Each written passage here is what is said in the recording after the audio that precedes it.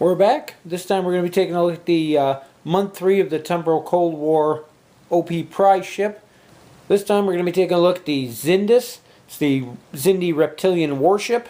This is another one that I borrowed from a friend of mine, so we're missing our generic captain as well as our tokens. But we got everything else here, and we'll get right in and take a look. Here we have our Xindi-Reptilian warship dial. First one of them we've come across. And there's our Reptilian warship maneuver card. Pretty standard maneuver dial. Red 3 turns. That red come about on the 3s is kind of a nice thing to see on a bigger, more powerful ship like this. There we have our named Xindus. 4 attack, 1 agility, 4 hull, 2 shield. 1 tech upgrade, 2 weapon upgrades, and a crew upgrade for 22 points. Evasive, target lock, scan, and battle station. And our ability is, when firing a photon torpedo upgrade, place 1 less time token on that upgrade. Plays really well with the newer torpedoes that we've been getting as of late. Then we have our generic Xindi-Reptilian warship. You're losing 1 shield. You're losing 1 of your weapon upgrades for 20 points. For captains, we have Colo. Captain skill of 5. 1 elite talent for 3 points. When a friendly ship within range 1 of your ship is defending, during the declare target step, your ship may become the target of the attack instead of the friendly ship. Treat this attack as though your ship were the same range as the friendly ship. Very similar to things we've seen like with the Andorian Kumari. Let you basically draw fire away from your other ships to this one. Can be useful in the right situation as long as you have a way to absorb those extra shots that you're going to be drawing to yourself. For our elite talent, we have Dominant Species, 5 points. When attacking during the modified defense dice step, you may discard this card to force the defending ship to reroll up to 2 of its defense dice. Kind of an interesting way to knock off some of them lucky rolls. 5-point discard for 2 die reroll. If it were offensive dice, I'd be more willing to. As defensive dice, since a lot of ships have very few defense anyway, the only time you're really going to get a lot of use out of this is against cloak target, really. For crew upgrades, we have Dameron, 4 points.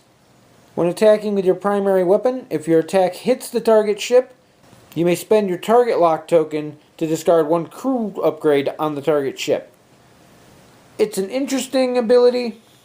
You're paying 4 points per him to get him on your ship, and you're going to be spending your target lock to remove crew. If you're fighting something crew heavy like Federation, I can see where it may be worth it. But at the same time, most of the time you're going to either want to use that target lock to reroll to get more hits in, or to fire off a secondary weapon. If for some reason you don't have a secondary weapon and all of your dice may hit or something, you don't need that reroll, then I can see him being more effective. But in most situations, you're probably going to want that target lock for other stuff. But again, there's always the chance, and if you're fighting something crew heavy, it's nice to get rid of crew members and break up combos. For weapon upgrades, we have photon torpedoes, 3 points, attack value of 4, range 2 to 3.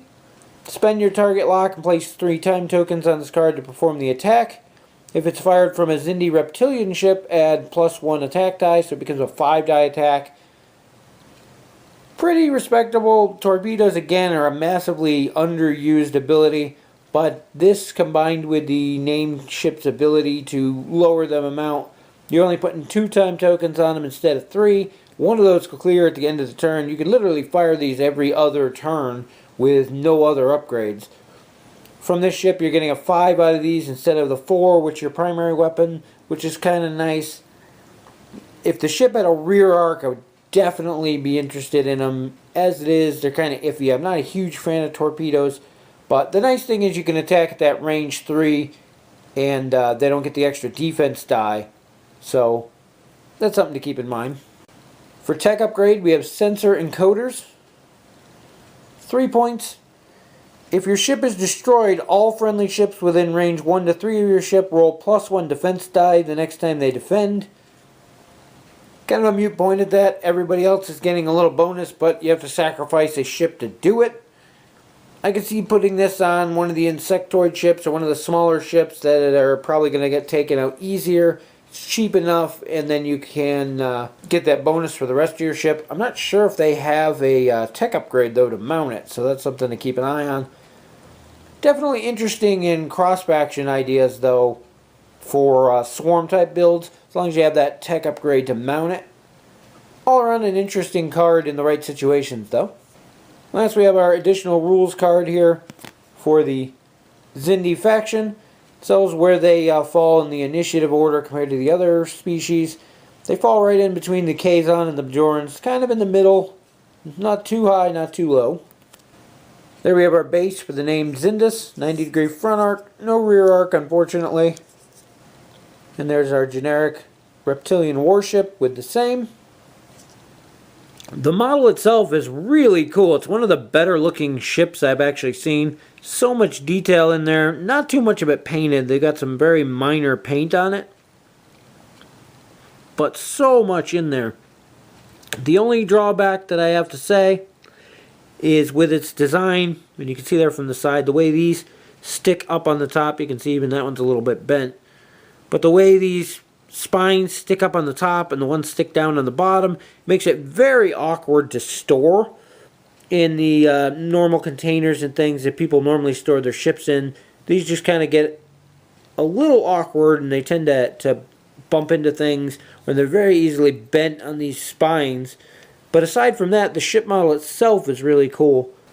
If it'll focus on it, there's almost scales up the underside here on there, which makes sense since it's a reptilian ship. I don't want to focus too well. You can kind of see them on the upper one here. But really cool looking ship, though. Overall, it's another really cool ship. Again, the Xindi, I'm really disappointed that they came out first as a prize packs. It's nice to see them made. I didn't think we were ever going to get them at all when they first started Attack Wing 2 years ago. So it's really nice to see them actually getting made, and eventually they are going to be available for retail.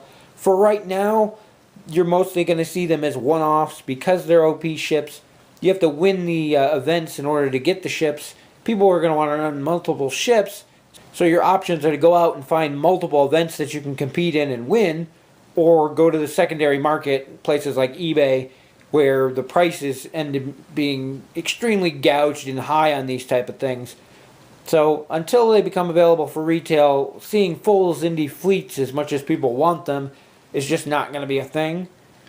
Overall, though, it's a really cool ship, adds a lot to their faction, a couple of very interesting cards in here, and just overall a really good pack.